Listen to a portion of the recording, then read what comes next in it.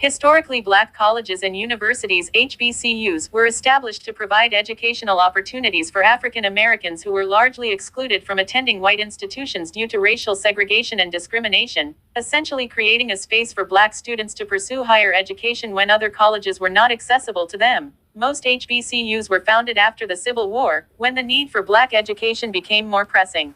Exclusion from white colleges. Prior to the establishment of HBCUs, black people were generally denied admission to mainstream universities, leading to the need for dedicated institutions. Post-Civil War era. Many HBCUs were founded after the Civil War, aiming to educate newly freed slaves. Social and cultural impact. HBCUs have played a significant role in developing black leadership, culture, and intellectual thought. Religious influence. Some early HBCUs were established by black churches, further contributing to their community focus. The history of HBCUs in America. Zach Hubert came out of slavery with an adage that he would pass on to his children, and his children's children, and their children down the line. Get your education, he would always say to them when his family gathered together in later years. It's the one thing they can't take away from you. Zach grew up a slave on the Hubert plantation in Georgia's Warren County. Most slaves on the plantation were forbidden to have books, but Zach was the same age as the plantation owner's son, and the boy taught Zach how to read. When freedom came to Georgia, Zach and his wife rented a farm and worked until they saved enough money to buy some land. They had 12 children, 7 boys and 5 girls, and Zach set up a school and hired a teacher to educate them. When they came of age, those children did something that would have been unthinkable for Zach and his peers. They went to college. And 3 colleges, 2 in Pennsylvania and 1 in Ohio, educated mostly black students in the mid-1800s. But after the Civil War, African American education blossomed. Black ministers and white philanthropists established schools all across the South to educate freed slaves. These schools, more than 100 of which are still open today, became known as historically black colleges and universities, or HBCUs. They started in church basements, they started in old schoolhouses, they started in people's homes, says Mary Beth Gassman, a historian at the University of Pennsylvania who studies HBCUs. Former slaves were hungry for learning, because of course, education had been kept from them. Initially, many schools were designed to provide just basic primary and secondary education. The prospect was for there to be more teachers, preachers and farmers, says Jared Carter, an HBCU graduate and journalist, who covers black colleges on his website HBCU Digest. In the years since their establishment, you saw schools that evolved by their own hard work to now you can go be an engineer, a physician, a lawyer, a legislator, a college president. In the 1890s, the Second Morrill Land Grant Act specified that states using federal higher education funds must provide an education to black students, either by opening the doors of their public universities to African Americans, or by establishing schools specifically to serve them. Rather than integrate their public institutions, many southern states created a completely separate set of institutions serving African Americans. Thus were born many of the South's public black colleges. Throughout the first half of the 20th century, black colleges thrived. They attracted top black students, the best and the brightest. Howard, Morehouse, Spelman, Tuskegee, these schools and others like them trained the lion's share of the nation's black doctors, lawyers, dentists, teachers and other professionals. The Golden Age, Howard archivist Clifford Muse calls it, because, when segregation was rampant, some of the most brilliant black educators had to come to black colleges in order to have an opportunity to teach. They couldn't go anyplace else. Even today, HBCUs may be overperforming in producing certain kinds of graduates. Though black schools represent a tiny percentage of American colleges, around 3% of schools, they produce 24% of black STEM grads and confer almost 35% of all bachelor's degrees earned by black graduates in astronomy, biology, chemistry, math, and physics.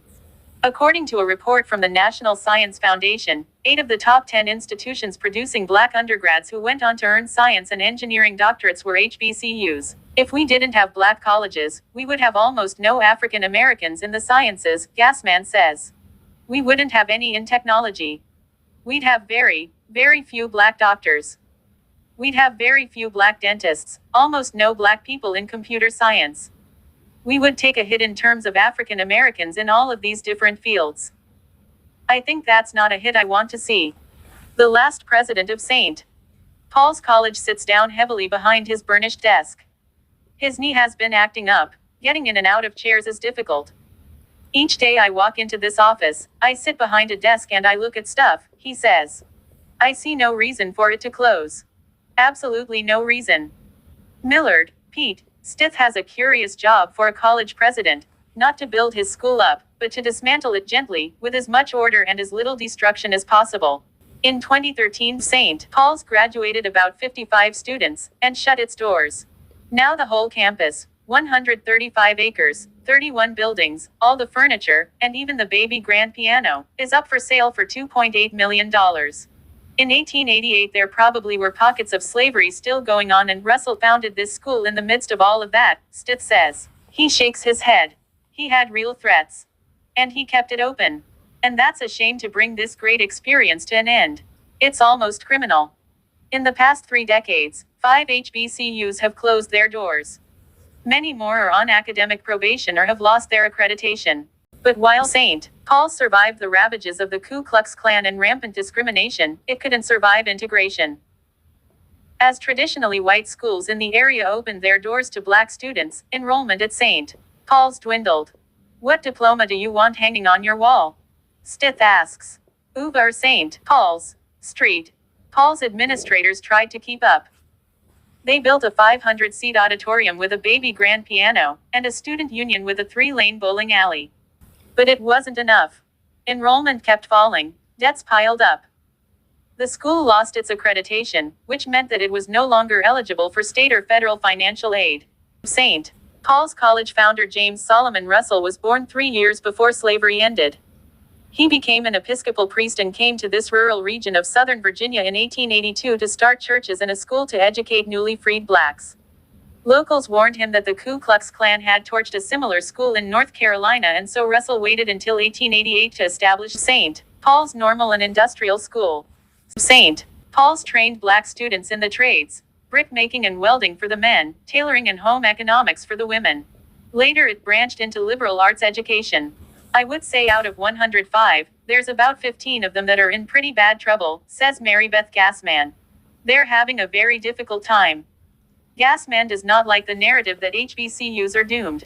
She says, with a heavy dose of sarcasm, that she's used to people calling her up to ask if black colleges are at the crossroads. And she notes that colleges of all kinds are struggling to stay afloat. Higher education can be a brutal marketplace.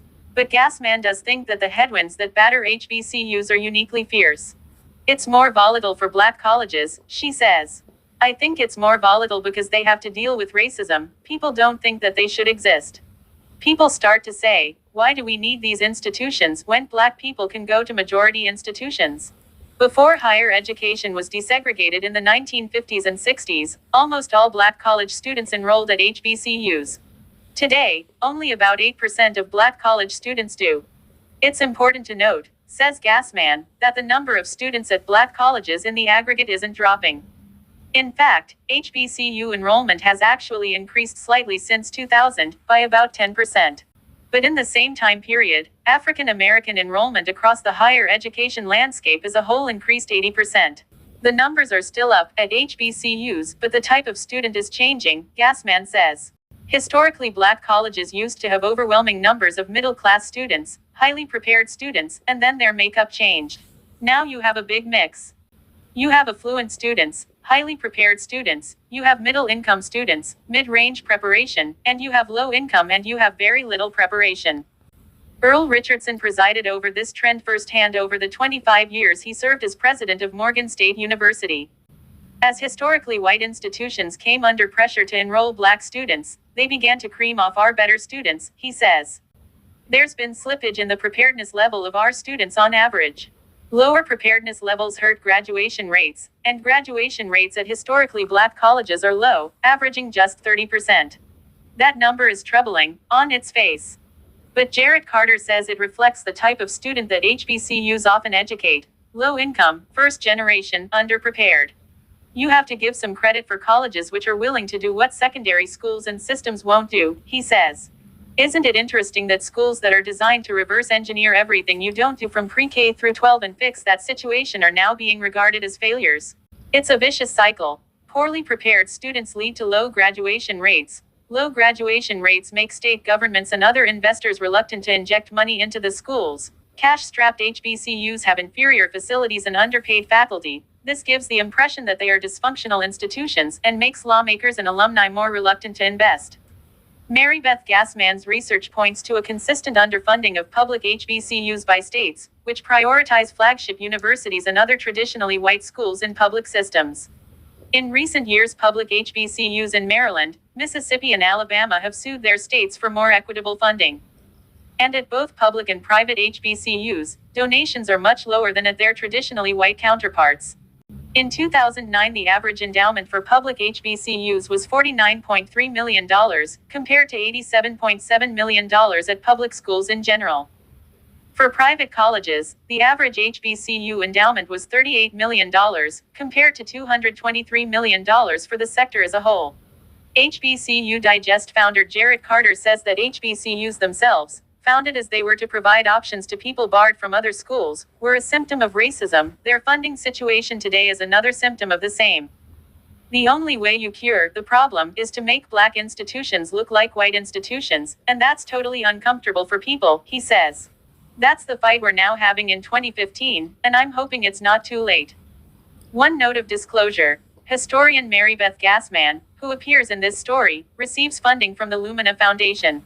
And so does American Radio Works. If you enjoyed the video, kindly hit that subscribe bell and give it a like. It really helps the channel grow.